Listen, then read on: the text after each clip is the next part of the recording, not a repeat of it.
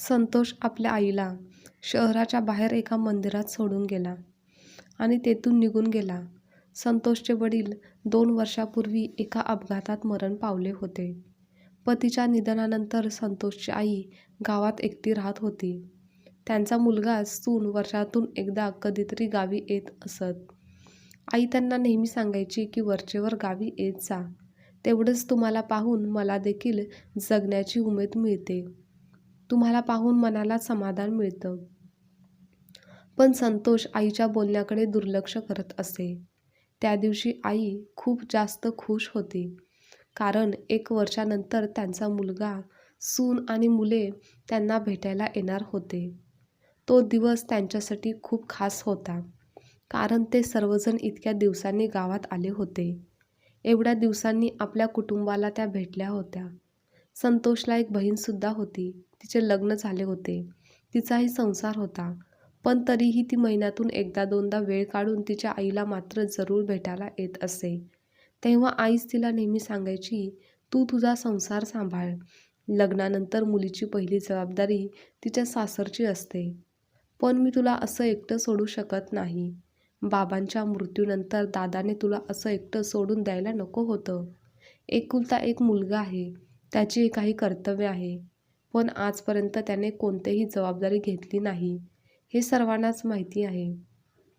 म्हणूनच सर्व नातेवाईक देखील म्हणतात की तो किती नालायक मुलगा आहे. तू मुलगा असून देखील इतका बेजबाबदार कसा काय असू शकतो? अगं पण मी आई आहे. जेव्हा केव्हा आपल्या मुलाचा, सुनेचा आणि नातवंडाचा चेहरा पाहते तेव्हा सर्व काही विसरून जाते. संतोषच्या वडिलांच्या मृत्यूनंतर ते जेव्हा घरातून बाहेर पडले तेव्हा गावकरी त्यांना म्हणाले की तुम्ही किती स्वार्थी आहात. आता तुमच्याशिवाय आईला कोणीही नाही. तुम्ही शहरात आनंदाने राहतात आणि तुझी आई इथे एकटी राहते. जेव्हा संतोष सुट्टीला कधीतरी गावी यायचा तेव्हा तो गावात कुठेही गेला तरी त्याला सगळीकडे बोलणेच ऐकावे लागायचे. आणि खरं सांगायचं तर कोणीही काहीही चुकीचं बोलत नव्हतं. पण ते सत्य इतकं कटू होतं की संतोषला ते सहनच होत नव्हतं. जेव्हा गावाकडील शेजारी लोक वाईट बोलायचे तेव्हा त्याला राग, तिरस्कार वाटायचा. खरं तर आजही संतोषला त्याच्या आईच्या घरावर कर्ज घ्यायचं होतं. म्हणून तो फक्त आपला स्वार्थ साधण्यासाठी त्याच्या आईकडे जाणार होता. ऑफिसवरून घरी आल्यावर त्याने आपल्या बायकोला सांगितलं की आपण आज संध्याकाळी गावाला जाणार आहोत. तू तयारी करून ठेव. त्यानंतर संतोषने आईला फोन केला आणि बोलू लागला की आई, आम्ही उद्याच गावी येणार आहे आणि आता आई, तू पण आमच्यासोबत शहरात यायचं आहे. हे ऐकून आई खुश झाली. तिच्या आनंदाला पारावर राहिला नाही. दुसऱ्या दिवशी आईने मुलगा आणि सून त्यांच्यासोबत शहरात जाताना त्यांच्या शेजारी निरोप दिला. त्या प्रत्येकाला सांगू लागल्या की बघा, मी तुम्हाला सांगितलं होतं की माझा मुलगा संतोष तसा वाईट नाही. त्याला माझी काळजी आहे. तो मला एक ना एक दिवस घ्यायला नक्की येईल. आणि बघा, आज मी माझ्या मुलासोबत जाणार आहे. आता मला काही त्रास होणार नाही. आणि माझी मुलगी नेहमी माझी काळजी करत असते. ती आता तिच्या घरी आरामात राहू शकेल. ठीक आहे, मी आता निघते, असं सांगत आईने सर्वांचा निरोप घेतला. प्रवास लांबचा होता. थोडे अंतर पार केल्यानंतर संतोषने गाडी एका हॉटेलजवळ थांबवली आणि आईला म्हणाला, आई, आता काहीतरी खाऊन घे. खूप वेळ झाला आहे.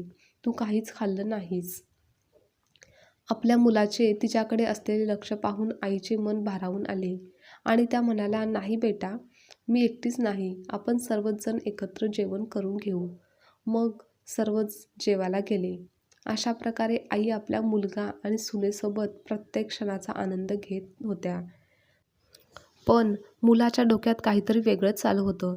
तो असा विचार करत होता की रात्रीची वेळ आहे. आईला याच हॉटेलवर एकटीला सोडून निघून जायचं. त्याने तसा प्रयत्न केला. पण आई त्यांना सोडून कुठे जातच नव्हती. हे पाहून कंटाळून मुलगा चिडला. तो कोणालाच काहीच न बोलता पुन्हा गाडीकडे आला. सर्वांचे जेवण झाल्यावर सर्वजण गाडीत बसले आणि नंतर ते परतीच्या प्रवासाला निघाले. रात्री उशिरा ते शहरातील घरी पोहोचले आणि थकव्यामुळे ते काही काम न करता झोपले. दुसऱ्या दिवशी सकाळी जेव्हा ते उठले तेव्हा सुनेने सर्वांसाठी नाश्ता बनवला. सर्वांच्या गप्पा रंगल्या. आई नातवंडांसोबत रमली होती. खूप दिवस असेच गेले. आईसुद्धा खूप आनंदी होत्या. त्यांची सून त्यांची काळजी घ्यायच्या, प्रेमाने आपुलकीने राहायची. त्यामुळे आईला देखील तिथे राहायला अडचण आली नाही. त्यांचे मन रमले होते. काही दिवसानंतर संतोष त्याच्या आईला म्हणाला, "आई, तू आता इथे आमच्यासोबतच आता राहायला आली आहेस आणि गावातील घर रिकामंच आहे. ते तसंच पडून आहे. तर मी विचार करत होते की ते घर विकूयात. म्हणजे त्या पैशात मला माझा एक व्यवसाय सुरू करता येईल. त्यातून चांगला नफा मिळेल आणि तूही आमच्यासोबत येथे आरामात राहशील आणि मलाही माझा स्वतःचा एक व्यवसाय सुरू करता येईल." तेव्हा आईला गावाचे घर विकावे असे अजिबात वाटत नव्हते, कारण त्या घराशी एक अतूट नातं होतं. कितीतरी आठवणी होत्या. त्यामुळे आईने सुरुवातीला नकार दिला. पण संतोषचा वारंवार आग्रह केल्यावर शेवटी आईने विचार केला, आता मी सुद्धा माझ्या मुलगा आणि सुनेसोबत राहत आहे. त्यामुळे गावातील घराचं काय करायचं आहे? असा विचार करून तिने संतोषला घर विकण्याची परवानगी दिली. पण हीच विचारसरणी कदाचित त्यांच्या आयुष्यातील सर्वात मोठी चूक ठरली. ती म्हणजे संपत्ती. ते घर त्यांच्या नावावर केले. त्यामुळे आईची गरज त्याला आता राहिली नाही. काही दिवस असेच निघून गेले. एके दिवशी संतोष म्हणाला, "आई, चल, मी तुला एका मंदिरात घेऊन जातो. ते खूप चांगले मंदिर आहे. देवाचे दर्शन घेऊन येऊ." हे ऐकून आई खुश झाली. पण मुलाच्या मनात अजून काहीतरी वेगळाच प्लॅन चालू होता, जो कोणालाच समजू शकला नाही. मंदिरात गेल्यावर संतोष आईला बोलतो, "आई, तू दर्शन घे. मला एक फोन आला आहे. मी इथेच बाहेर आहे." आई हो बोलते आणि मंदिरात दर्शनासाठी जाते. दर्शन घेऊन झाल्यावर मंदिरातच बाहेरच्या बाजूला बसते. त्या देवांच्या भक्तीत रममाण होतात आणि काही वेळेस लक्षातच येत नाही की इतका उशीर झाला आहे. आता दुपार झाली होती. आई इकडे-तिकडे संतोषला शोधू लागते. पण संतोष कोठेच नजरेस पडत नाही. म्हणून त्या मंदिरातून बाहेर पडतात आणि संतोषची वाट पाहू लागतात. बराच वेळ त्या रस्त्यावर देखील थांबल्या. पण संतोष कोठेच दिसत नव्हता. त्यांना खूप काळजी वाटू लागते. पण त्या काही करू शकत नव्हत्या. कारण त्यांना ना आपल्या घरचा पत्ता आठवत होता, ना आपल्या मुलाचा किंवा सुनेचा फोन नंबर. नवीन शहर, नवीन माणसे आणि त्या तशाच चालत कुठेतरी गेल्या. आणि संतोष त्यांना घ्यायला आला तर, आणि जर आपण नसू तर तो अस्वस्थ होईल आणि याची काळजी त्यांना वाटत होती. म्हणून त्या तेथेच विचार करत बसल्या. त्यांनी सकाळपासून काहीच खाल्लेलं नव्हतं आणि त्या आधीच अशक्त झालेल्या होत्या. भूक आणि अशक्तपणामुळे तेथेच त्या अचानक बेशुद्ध पडल्या. तेव्हा आजूबाजूच्या लोकांनी त्यांच्या चेहऱ्यावर पाणी मारलं. त्यानंतर त्यांनी डोळे उघडले. तेव्हा त्या खूप घाबरलेल्या होत्या. शुद्ध येताच संतोष संतोष म्हणून ओरडू लागल्या. त्यांना मुलाच्या घरचा पत्ता आठवत नव्हता, पण शहराचे नाव त्यांना माहीत होते. तेथीलच आजूबाजूच्या लोकांनी त्यांना मदत व्हावी म्हणून पोलिसांना बोलावून घेतलं. पोलीस आले व त्यांची विचारपूस करू लागले. तेव्हा त्यांच्या लक्षात आलं की त्यांना भूक लागली आहे. म्हणून पोलिसांनी त्यांना खायला दिलं आणि पोलीस ठाण्यात घेऊन गेले व त्यांच्याकडून काही माहिती मिळते का ते पाहत होते. पण त्यांना जास्त काही माहिती नव्हतं. त्या पोलिसांना सांगू लागल्या की मी सकाळी माझ्या मुलासोबत मंदिरात आली होती, पण तो अजून परतलेला नाही. तुम्ही त्याचा पत्ता सांगा. आम्ही तुम्हाला तेथे सोडतो. त्यावर आई म्हणाल्या, "नाही, मला काहीच आठवत नाही." "ठीक आहे, पण तुम्ही काळजी करू नका. आम्ही तुमच्या मुलाला नक्की शोधून काढेन. आता रात्र झाली आहे. उद्या आम्ही तुम्हाला तुमच्या मुलाकडे सोडेन. पण आज तुम्हाला इथेच राहावं लागेल." आणि इकडे रात्री संतोष ऑफिसमधून परत आल्यानंतर त्याच्या पत्नीने विचारलं, "आई कुठे आहे? तुम्ही त्यांना सकाळी मंदिरात घेऊन गेलात आणि त्या सकाळपासून घरी आलेल्याच नाहीत." संतोषच्या बायकोने चिंता व्यक्त केली. "तुम्ही त्यांना कुठे सोडलं?" तेव्हा संतोष चिडतच म्हणाला, "काय वेडी झाली आहेस का? ती माझी आई आहे. मला पाहिजे तर मी तिला कुठे सोडू शकतो. तू तुझ्या कामात लक्ष दे." त्याची बायको शांतपणे म्हणाली, "मला समजलं, पण कदाचित तू विसरला आहेस की ती तुझी आई आहे, जिला तू आज अज्ञात स्थळी सोडून आला आहेस. आपल्या कर्माचे फळ याच जन्मात मिळतात हे विसरू नकोस. जे पेरशील त्याचप्रमाणे उगवतं आणि वेळ निघून गेल्यावर पश्चाताप करण्यात अर्थ नाही." असं सांगून ती तिच्या खोलीत गेली.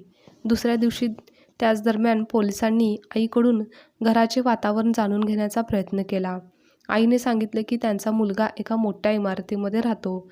घराच्या मागे एक शाळा आहे आणि एक मोठा मॉल आहे आणि त्यानंतर मग पोलिसांनी याच माहितीच्या आधारे संतोषचं घर शोधण्यास सुरुवात केली. 1-2 ठिकाणी आईला घेऊन जायला निघाले, जेणेकरून काही ओळखीचे ठिकाण माहिती पडेल. काही ठिकाणी गेल्यानंतर व काही अंतरावरून जाताना आईला मुलाच्या घराजवळचा परिसर ओळखीचा वाटला. मग त्यानंतर पोलिसांनी काही फोटो दाखवून खात्री केली. 1-2 इमारतीमध्ये जाऊन ते आले. त्यानंतर त्यांनी सिक्युरिटी गार्डला फोन करून संतोषचा फ्लॅट नंबर शोधून काढला. तेव्हा सुनेने दार उघडले. तिने दरवाजा उघडला आणि सासूला मिठीच मारली आणि रडू लागली. "आई, तुम्ही ठीक आहात ना?" मग पोलीस बोलू लागले, "हे नाटक बंद करा. मला सांगा तुमचा नवरा कुठे आहे?" तेव्हा सुनेने संतोषकडे पाहिले. आई पोलिसांना म्हणाली, "तुम्ही हे काय बोलत आहात?" "काकू, मी बरोबर बोलत आहे. तुमच्या सुनेला विचारा, त्याच सांगतील तुम्हाला की तुमच्या मुलानेच तुम्हाला तेथे सोडलं होतं." सून गप्प राहिली, कारण तिला कालच कळलं होतं की हे सर्व संतोषनेच केलेलं आहे. हे ऐकून आई निशब्द झाली आणि संतोषकडे बघू लागली. तेव्हा संतोष पाया पडून रडू लागला. "आई, मला माफ कर. माझ्याकडून खूप मोठी चूक झाली आहे. मी माझ्या स्वार्थापोटी आंधळा झालो होतो." यावर पोलीस म्हणाले, "जर तुम्ही कधी रात्री उशिरा घरी आलात तर तुमची बायको स्वयंपाक करायला कंटाळ करेल, पण तुमची आई तुम्हाला कधीच रिकाम्या पोटी झोपू देणार नाही. देवाने तुम्हाला दिलेल्या अनमोल आशीर्वादाची नेहमी कदर करा. या जगात अशी अनेक मुलं आहेत ज्यांना त्यांच्या आईवडिलांचे प्रेमच मिळत नाही." असे बोलून पोलीस तेथून निघून गेले.